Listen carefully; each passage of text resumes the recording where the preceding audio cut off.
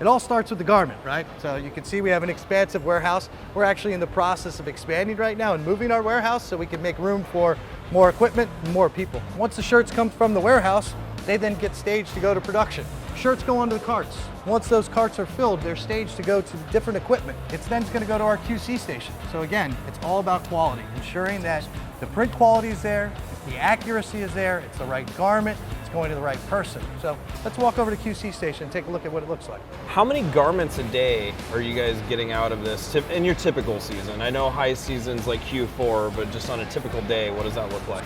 Right now, the current capacity of our facility is over 25,000 units a day we can get out. Nice. And as you can see, we're making room, and all the empty space that you see is to make room for more garments and more machines, with our goal of getting this facility to a 50,000 units a day capacity. That is awesome. Just to be clear to everyone that's listening, that's 25,000 unique prints going out the door a day. Yeah.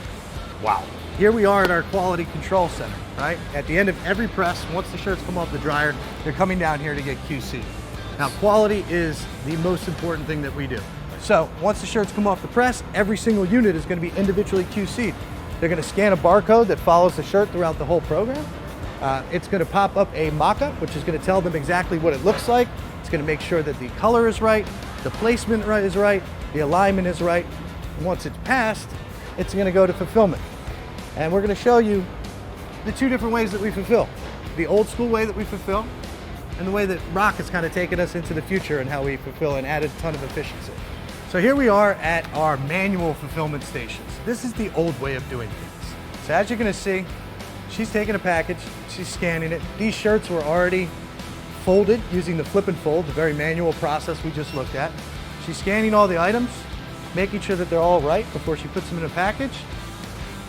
And then she's literally taking it by hand and putting it into the bag.